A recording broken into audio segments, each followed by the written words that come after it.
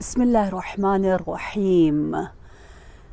ماہ مبارک کی یہ بہت ہی بابرکت راتیں امام عصر علیہ السلام کے ساتھ دعائے افتتاح، وہ عظیم ٹریجر خزانہ جو ہمیں اس منزل پر لے کر آیا کہ ہم جیسے سر تپا خطا کار پروردگار عالم کی بارگاہ میں بار بار جا سکتے ہیں، اور جانا بھی ہے، جتنا بھی ہم نے بڑا گناہ کیوں نہ کیا ہو۔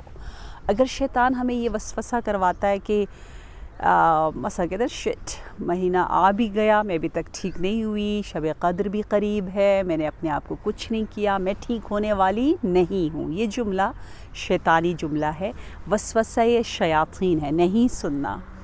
تمام خطاؤں کے باوجود اگر آپ بارگاہ الہی میں آئیں گے اور یہ محبت اسٹیبلش ہوتی چلی جائے امام عصر علیہ السلام کے ذریعے اور ان دعاؤں کے ذریعے، تو آہستہ آہستہ انسان ان تمام گناہوں سے اپنے آپ کو دور رکھ سکتا ہے، پاک سے پاک ہو سکتا ہے۔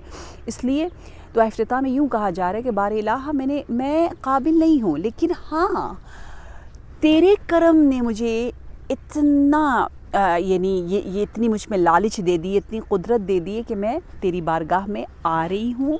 فصرت ادعوک آمنا واسألک مستأنسا لا خائفا ولا وجلا۔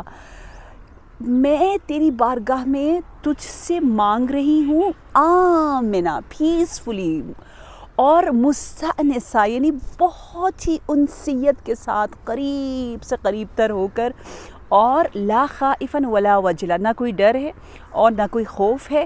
مدلا علیک فیما قصدت فیہ الیک فإن ابطأ عنی عتبت بجہل علیک لعل الذی ابطأ عنی هو خیر لی لعلمک بعاقبۃ الامور۔ عجیب، یہ خوبصورت سا جملہ ہے، بہت پاورفل، کہ ہمیں یہ بتایا جا رہا ہے کہ اللہ کی بارگاہ میں برا سے برا بھی جو ہے وہ ڈر کی وجہ سے دور نہیں رہتا، ٹھیک ہے نا؟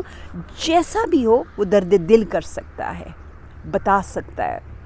دنیا میں ہمیں کہا گیا ہم بھی اسی طرح رہیں۔ مثلا ایز اے پیرنٹ، اگر آپ کے بچے سے بہت غلطیاں ہو گئی اور وہ آ کر بتاتا ہے کہ ماما میں نے یہ کیا، تو آپ آپے سے باہر نہیں ہو، آپ نہیں کہو یہ کیا ہوا، اب تم میرے بیٹے نہیں ہو، بیٹی نہیں ہو، تو وہ دوبارہ آپ کے پاس کبھی نہیں آئے گا۔ اللہ نے کہا ہے میرے پاس آؤ آمناً یا مستأنساً لا خائفاً ولا وجلاً۔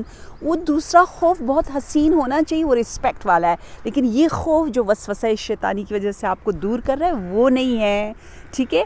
اب جو خطائیں ہوئی ہیں وہ میرے جہل کی وجہ سے ہوئی، یا اللہ اگر میں تجھ سے کچھ مانگتی رہی اور تو دیر سے دے رہا ہے تو یقیناً تجھے فیوچر کا پتہ ہے، مجھے نہیں پتہ۔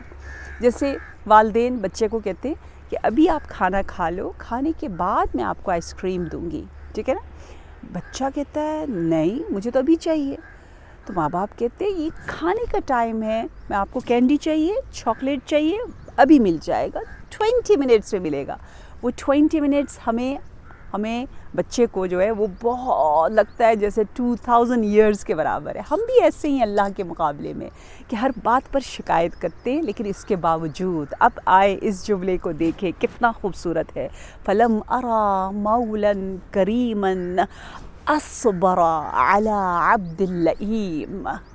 میں نے ایسا مولا دیکھا ہی نہیں ہے جو خود پیار ہی پیار، عزت ہی عزت، اور اس کا بندہ اتنا پست، اتنا ناشکرا، اتنا کفور، لیکن اس کے باوجود اس کو وہ بندہ پسند ہے، اس کے باوجود وہ رب بار بار اس کو بلاتا ہے، کہتے آ جاؤ نا، تجھے نہیں پتہ جب تو آتا ہے میرے پاس تو میں کتنا خوش ہوتا ہوں۔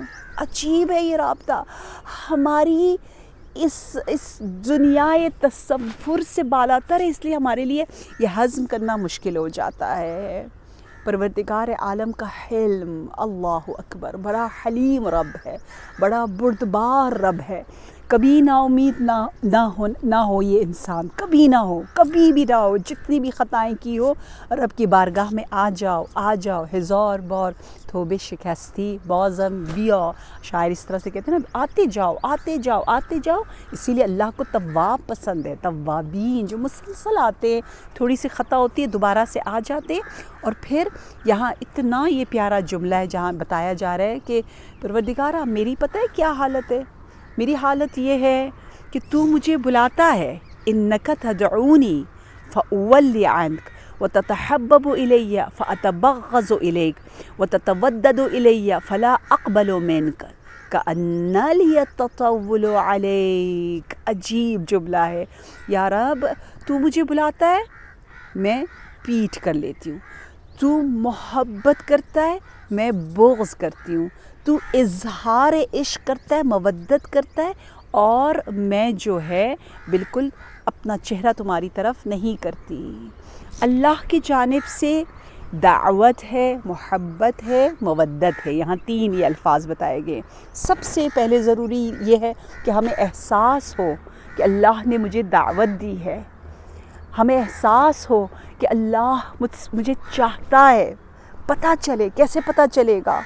یہ دعائے افتتاح یہی تو ہمیں بتا رہا ہے. 17 ٹائمز الحمدللہ الحمدللہ الحمدللہ کہہ رہے تاکہ ہمارے سامنے محبت الہی کا چیپٹر جو ہے وہ اوپن ہوتا چلا جائے. ٹھیک ہے، تو تتحبب ہے، تدعو ہے اور تتودد ہے.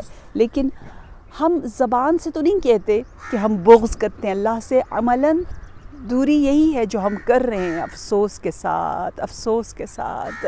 اور پھر یوں کہا جا رہا ہے فَلَمْ يَمْنَعْكَ ذَلِكَ مِنَ الرَّحْمَةِ لِي وَالْإِحْسَانِ إِلَيَّ وَالتَّفَضُّلِ عَلَيَّ بِجُودِكَ وَكَرَمِكَ فَارْحَمْ عَبْدُكَ الْجَاهِلِ. بار الہ، یہ جتنی بھی خطائیں مجھ سے ہو رہی ہے اس جہالت کی وجہ سے ہو رہی ہے. اس جاہل، اس حقیر عبد کو تو معاف کر دے، اور اپنا فضل و احسان، اپنے جود و بخشش کے صدقے سے اسی طرح مجھ پہ نازل کرتا رہے. پروردگار عالم ہمیں توفیق دے کہ ہم اس الہی صفات کو سمجھتے ہوئے خود اپنا رابطہ لوگوں کے ساتھ اچھا رکھیں، اور انشاءاللہ جب لوگوں کے ساتھ اچھے رہیں گے تو اللہ اور خوش ہوگا، اور ہم اپنا جو رشتہ ہے وہ رب کے ساتھ بھی اور زیادہ مضبوط کریں گے. امام عصر کو نہ بھولیں. یہ ایام بہت تیزی سے گزر رہے، یوں پلک جھپکتے شب قدر آ جائے گی.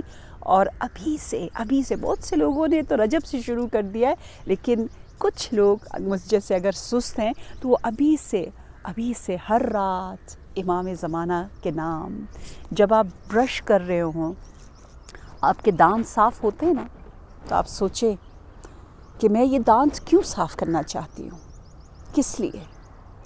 میں نے دانت صاف کر لیے، میں نے وضو کر لیا، اب میں نے پاک صاف ہونا ہے، اپنے امام کے لیے بات کرنی ہے اس منہ سے. جب آپ لائٹ آف کر رہے ہو تو اس وقت اپنا عشق اور محبت کی لائٹ جو امام زمانہ کے ساتھ کنیکٹ ہونے کی، اس کو آن کر دیں. لائٹ آف کر دی، بیڈ پہ گئے اور اپنے مولا سے گپ شپ کریں، باتیں کریں، کیونکہ انہوں نے کہا ہے کہ میں تمہارا دوست ہوں. کہ مولا یہ ٹیمپٹیشن، یہ دنیا مجھے اپنی طرف بلا رہی ہے، آپ مجھے اپنی طرف بلائیں. اور ریمائنڈرز، الارمز رکھیں، اپنے سیٹ کریں الارمز اپنے فون پر کہ ہر کم از کم 5 آورز کے بعد آپ امام کو سلام کریں، اور امام کے لیے سورہ قدر کی تلاوت کر کے تحفتاً بھیجتے جائیں. شب قدر آنے والی ہے، امام آپ کے نام اعمال کو دیکھیں گے، اللہ اتنے سارے تحفے میرے لیے. تو امام نے سائن کرنا ہے آپ کی تقدیر پورے سال بھر کی، تو وہ سائن پیار اور محبت والا ہوگا انشاءاللہ. والسلام علیکم ورحمۃ اللہ وبرکاتہ.